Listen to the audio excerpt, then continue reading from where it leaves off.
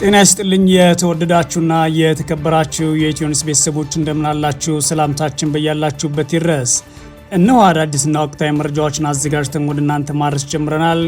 ከኢትዮኒውስ ልዩ መረጃዎች ጋር አብራችሁ እንድትቆዩ ግብዣችን ነው። በቅድሚያም አርዕስተ ዜናዎችን አስቀድማለሁ። በአማራ ክልል ጎጃም ቀጠና ከባድ ውጊያ መቀስቀሱ ተሰማ። የፋኖ ኃይሎች በቀጠናው 6 ወረዳዎች በአገዛዙ ጦር ላይ ውጊያ መክፈታቸው የተሰማ ሲሆን የብልጽግና አገዛዙ በኩሉ በውጊያ አካባቢዎች ተከታታይ የድሮን ስምሪት አድርጓል ተብሏል። በሌላ በኩል የአገዛዙ ጦር ጀነራል ፋኖን ጨምሮ የተለያዩ ኃይሎች ተባብረውብናል፣ ሆኖም አያሸንፉንም ሲሉ ተደምጠዋል። ዝርዝር አዘጋጅተናል። ከትግራይ ወደ አዲስ አበባ የሄዱት ወታደራዊ አመራር በትግራይ የሚደረግ የጦርነት ዝግጅት ማስቀረት አለብን አሉ። ብርጋዴር ጀነራል ጎሽ ገብረ ህወሓትና ሻዕቢያን ለግብጽ ተወክለው ለጦርነት እየተዘጋጁ ነው ያሉ ሲሆን ይህንን ለማስቀረት መስራት አለብን ሲሉ ተናግረዋል። ጀነራሉ ከትግራይ ተወላጆች ወጣቶች ጋር በአዲስ አበባ አድርጉት የተባለው ውይይት አሁን ላይ እየተደረገ ያለው ዝግጅት ታዲያ የትግራይም ብዙ ችግሮችን የሚያባብስ ነው ሲሉም ተደምጠዋል። በዝርዝር እናየዋለን። የአሜሪካው ፕሬዝዳንት ትራምፕ በፋርስ ባህረ ሰላጤ የሆርሙዝ ሰርጥ የሚተላለፉ ግዙፍ ነዳጅ ጫኝ መርከቦች ለመጠበቅ አጋሮቻቸው እንዲተባበሩ ያቀረቡት ጥሪ አዎንታዊ ምላሽ ባለማግኘቱ ተቆጥተዋል። ትራምፕ የተለያዩ ትችቶችንም አቅርበዋል። በሌላ በኩል የእስራኤል መከላከያ ሚኒስትር እስራኤል ካትዝ በሰጡት ጋዜጣዊ መግለጫ የአገሪቱ ጦር ኢራን መሪዎችን ማዕድኑ እንዲቀጥል ከጠቅላይ ሚኒስትር ቤንያሚን ኔታንያሁ ትዕዛዝ ተሰጥቶኛል ብለዋል። የተወደዳችሁና የተከበራችሁ የኢትዮኒውስ ቤተሰቦች አብራችሁን ስትቆዩ እነዚህና ሌሎች ተሰማላችሁ። መልካም ቆይታ ይሁንላችሁ። በአማራ ክልል ጎጃም ቀጠና ከባድ ውጊያ መቀስቀሱ ተሰማ። የፋኖ ኃይሎች በቀጠናው 6 ወረዳዎች በአገዛዙ ጦር ላይ ውጊያ መክፈታቸው የተሰማ ሲሆን የብልጽግና አገዛዝ በዚህ ውጊያ ታዲያ በአካባቢዎች ተከታታይ የድሮን ስምሪት አድርጓል። አንድ የአገዛዙ ጦር የጀነራል መሪ ደግሞ ፋኖን ጨምሮ የተለያዩ ኃይሎች ተባብረውብናል፣ ሆኖም አያሸንፉንም ሲሉ ተደምጠዋል።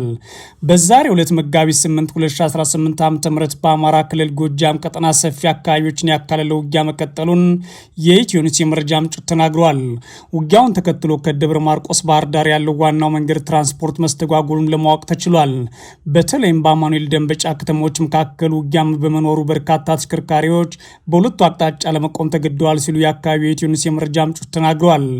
የፋኖ ኃይሎች በ6 የተለያዩ ወረዳዎች የሚገኙ የአገዛዙ ጦር ላይ ውጊያ ከፍተዋል ያሉት የፋኖ የመረጃ ምንጮች በተለይም በደንበጫ፣ ማቻከል፣ ጃቢ ጠናን፣ ደጋዳሞትና ቡሬ የተለያዩ ውጊያዎች ተቀስቅሰዋል ብለዋል። በጃቢ ጠናን ወረዳ የአገዛዙ ወታደራዊ ማሰልጠኛ በሚገኝበት ብር ሸለቆ አካባቢ ላይ ብር ከተማ ሰፍሮ የነበረ የአገዛዙ ጦር ከሌሊት ጀምሮ በፋኖ ኃይሎች ውጊያ ተከፍቶበት ከፍተኛ ጉዳት ደርሶበታል ያሉት የመረጃ ምንጮች ናቸው።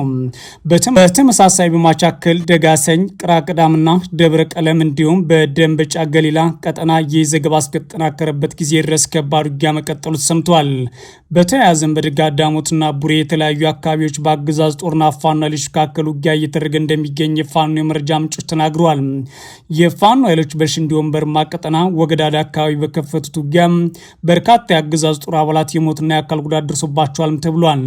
የብልጽግና አገዛዝ በኩሉ ከባድ ውጊያ በተከፈተባቸው የደንበጫ፣ ብር ሸለቆ፣ ማቻከል፣ ጃቢ ጠናን አካባቢዎች ተከታታይ የድሮን ስምሪት አድርጓል የተባለው። በዛሬው ዕለትም በጎጃም በርካታ ወረዳዎች ባካለው ውጊያ በአገዛዝ ጦር ላይ ከፍተኛ ጉዳት ደርሷል ያሉት የኢትዮኒውስ የመረጃ ምንጮች ጥቂት የፋኖ አባላት ላይም ጉዳት ተመዝግቧል ብለዋል። በአካባቢው የተቀሰቀሰ ውጊያ የዘገባ እስከተጠናከረበት ጊዜ ድረስ መቀጠሉን ለማወቅ ተችሏል።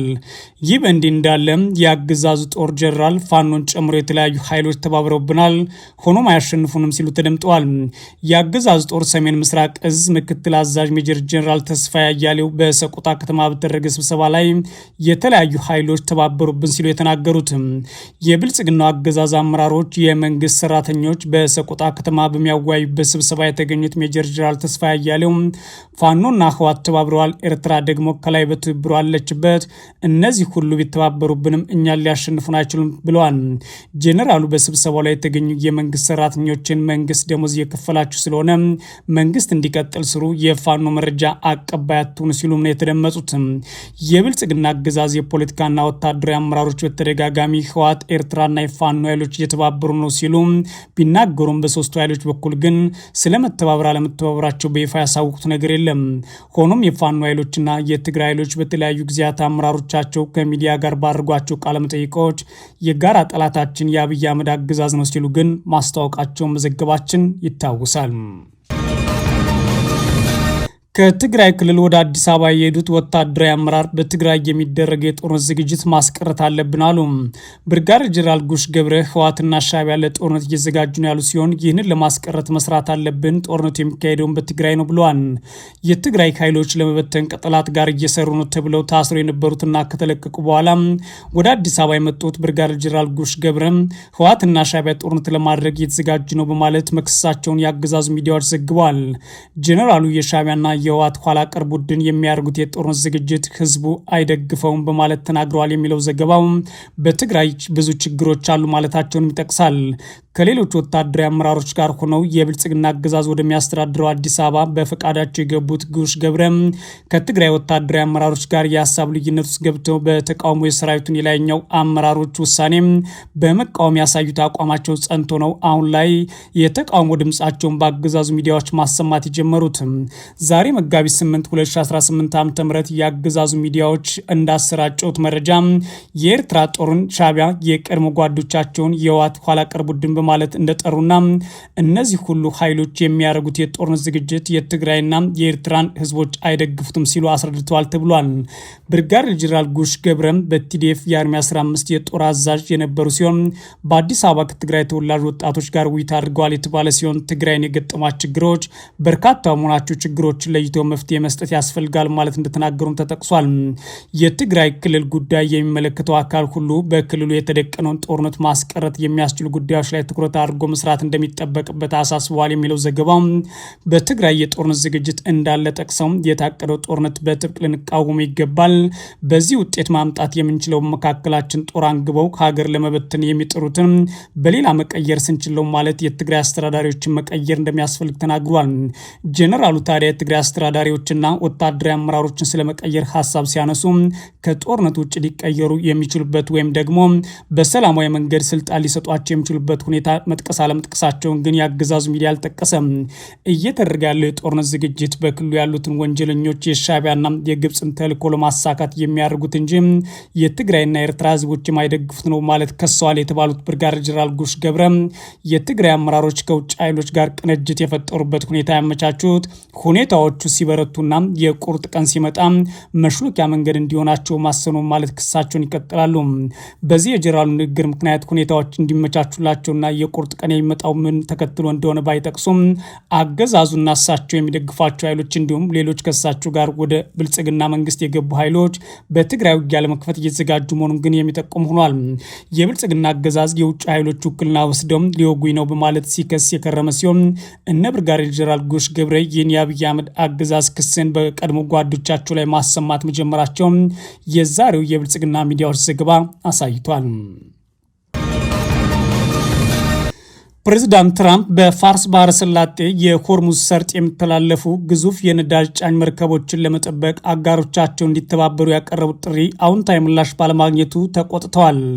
ትራምፕ ምንም እንኳን ተደማጭነት አለ ቢሉም አሁን ላይ በፋርስ ባህረ ሰላጤ የሆርሙዝ ወሽመጥ የሚተላለፉ ግዙፍ የነዳጅ መርከቦችን ለመጠበቅ አጋሮቻቸው እንዲተባበሩ ጥሪ ያቀረቡ ቢሆንም ጆሮ ዳባ ልበስ ብሏቸዋል። በሌላ በኩል የእስራኤል መከላከያ ሚኒስትር እስራኤል ካትዝ በሰጡት መግለጫ የአገሪቱ ጦር ኢራን መሪዎችን ማደኑ እንዲቀጥል ከጠቅላይ ሚኒስትር ቤንያሚን ኔታንያሁ መታዘዙን ይፋ አድርገዋል። ምዕራባውያን ወዳጆቻቸው የትራምፕን ጥሪ አሜሪካ ከእስራኤል ጋር በመሆን በኢራን ላይ ወደ ከፈተች ጦርነት የሚያስገባቸው ሊሆን እንደሚችል ማሰብ የባህር ኃይላቸውን ወደ ጦርነት ቀጠናው ለመላክ አልፈቀዱም ይላል ቢቢሲ። አሜሪካና እስራኤል በኢራን ላይ የከፈቱ ጦርነት ተከትሎ ከፍተኛ የነዳጅ ምርት የሚተላለፍበት የሆርሙዝ ሰርጥ በመዘጋቱ የነዳጅ ዋጋ ጨምሯል፣ በሀገራት ምጣኔ ሀብት ላይም ተጽዕኖ እየተንጸባረቀ ነው ብለዋል። የአሜሪካ የቅርብ አጋር የሆኑት ዩናይትድ ኪንግደም፣ ፈረንሳይ እና ጀርመን ጨምሮ ግሪክ፣ አውስትራሊያ፣ ስፔን፣ ጃፓን እና ሌሎች በሆርሙዝ ሰርጥ የሚተላለፉ መርከቦችን ደህንነት ለመጠበቅ በሚል ትራምፕ ባዘጋጁት እቅድ ውስጥ የመግባት ፍላጎት እንደሌላቸው በመግለጽ መልስ ሰጥተዋል። የአውሮፓ ታላላቅ ወታደራዊ ኃይል ያላቸው ሀገራቱ ምንም እንኳን የነዳጅ እንቅስቃሴ መስተጓጎል ቢጎዳቸውም በዚህ ምክንያት ግን ከኢራን ጋር ወደ ቀጥታ ግጭት የመግባት ፍላጎት እንደሌላቸው አሳውቀዋል። ይህ 3 ሳምንት ያስቆጠረው ጦርነት የአሜሪካና የእስራኤል ጉዳይ መሆኑ በተዘዋዋሪ መልእክት ያስተላልፉበት ነው ይላል ቢቢሲ። የዩናይትድ ኪንግደም ጠቅላይ ሚኒስትር አገራቸው ሆርሙዝ በመጠበቅ ሰበብ ወደ ጦርነት ተስባ እንደማትገባ ሲጠቅሱ የጀርመኑ መራሄ መንግስት ደግሞ ትራምፕ አጋሮቻቸው ካልተባበሯቸው ለኔቶ መጥፎ ሁኔታ ይፈጠራል ማለት ለሰጡት ማስጠንቀቂያ ኔቶ የመከላከያ ስምምነት እንጂ የጣልቃ ገብነት ትብብር አይደለም ሲሉም መከላከያ ሚኒስትራቸው ደግሞ እኛ የጦርነቱ አይደለንም፣ እኛም አልጀመርነውም፣ ጦርነቱም የኛ አይደለም በማለት ራሳቸውን አርቀዋል። ነገር ግን ትራምፕ ሰኞ ዕለት እንደተናገሩት በርካታ ሀገራት ጥሪያቸውን ተቀብለው ከጎናቸው እንደሚቆሙ እንደገለጹላቸው ጠቁመው አሜሪካ ስትከላከልላቸው የቆዩ ሀገራት ለቀረበላቸው ጥሪ ምላሽ ካልሰጡ ምስጋና ቢስነት ነው ሲሉ አጣጥለዋል። አሜሪካ ሆርሙዝ ሰርጥን በመጠበቅ ከጎኔ ይቆማሉ ብላ የምትጠብቃቸው የአውሮፓ ሀገራትና የኔቶ አባል ሀገራት ትብብር ራስን የመከላከል ዓላማ መሆኑን አጽንኦት እየሰጡ ነው። ኢራንን እና የኒውክሌር ፕሮግራሟን ኢላማ ማድረግ ግን አሜሪካና እስራኤል በምርጫ የገቡበት ጦርነት ነው ማለት ሀገራት ወደ መካከለኛው ምስራቅ ጦርነት መግባት እንደማይፈልጉም ግልጽ አድርገዋል። በኔቶ በኩል ዩክሬንና ከሩሲያ ጋር የምታደርገው ጦርነት እየደገፏት የሚገኙት የአውሮፓ ሀገራት በጦርነቱ ምክንያት የተፈጠረውን የነዳጅ አቅርቦት መስተጓጉል ለመሸፈን በሩሲያ ላይ የተጣለውን ማዕቀብ ትራምፕ ማንሳታቸው በቅሬታ ገልጸዋል። ይህ በእንዲህ እንዳለ የእስራኤል መከላከያ ሚኒስትር እስራኤል ካትዝ በሰጡት መግለጫ የሀገሪቱ ጦር ኢራን መሪዎችን ማደኑ እንዲቀጥል ከጠቅላይ ሚኒስትር ቤንያሚን ኔታንያሁ ትዕዛዝ መሰጠቱ ይፋ አድርገዋል። እስራኤል ሰኞ ሌሊት በፈጸመችው ጥቃት ከፍተኛ የኢራን የደህንነት ኃላፊ የሆኑት አሊ ላሪጃኒ መግደሏን ገልጻለች። ባለስልጣኑ የተገደሉት ከልጃቸው ጋር በተደበቁበት አፓርትመንት ውስጥ እንደሆነ የእስራኤል መገናኛ ብዙሃን ዘግቧል። በተጨማሪም የእስራኤል ጦር ባሲጅ የተባለውን የኢራን ታጣቂ ኃይል አዛዥ የሆኑትን ጎላም ሬዛ ሶማሊን መግደላቸውን አስታውቃለች። የአገሪቱ መከላከያ ሚኒስቴር ባወጣው መግለጫ ከኢራን እስላማዊ አብዮታዊ ዘብ ጋር ግንኙነት ያለው ታጣቂ ቡድኑ ላለፉት 6 ዓመታት ሲመሩ የቆዩት ወታደራዊ አዛዥ ተገድለዋል ብሏል። አዛዡ የሚመሩት ታጣቂ ቡድኑ ታሳስ ላይ የነበረው ጸረ መንግስት ተቃውሞ ለማፈን በተወሰደው በሺዎች የሚቆጠሩ ሰዎች የተገደሉበት ዘመቻ ውስጥ ተሳትፏል ማለት እስራኤል ከሳለች። የመከላከያ ሚኒስትሩ ካትዝ የኢራን ከፍተኛ የደህንነት ባለስልጣን መገደላቸውን ባስታወቁት መግለጫ ጠቅላይ ሚኒስትሩ እና እኔም የእስራኤል መከላከያ ሰራዊት የኢራን የሽብርና የጭቆና አገዛዝ አመራሮች ማደኑ እንዲቀጥል ትዕዛዝ ሰጥተናል ብለዋል። የአሜሪካ ፕሬዚዳንት ትራምፕ የኢራን አመራሮች በከፍተኛ መጠን ስለመለዋወጣቸው ሲናገሩ ነበር። ከቀሩት ከፍተኛ አመራሮች መካከል ሁለቱ ስለተገደሉ የአመራሮቹ መለዋወጥ እንደቀጠለ መረጃ እናርሳቸዋለን ሲሉም ተናግሯል። እስራኤል ይህንን ብትልም እስካሁን ድረስ ላሪጃኒና ሶማሊኒ ስለመገደላቸው ከኢራን በኩል የተሰጠ መረጋገጫ የለም በማለት ቢቢሲ ዘግቧል። የተወደዳችሁና የተከበራችሁ የኢትዮ ኒውስ ቤተሰቦች መረጃዎቻችን እነዚህ ነበሩ። መልካም ጊዜ እመኛለሁ።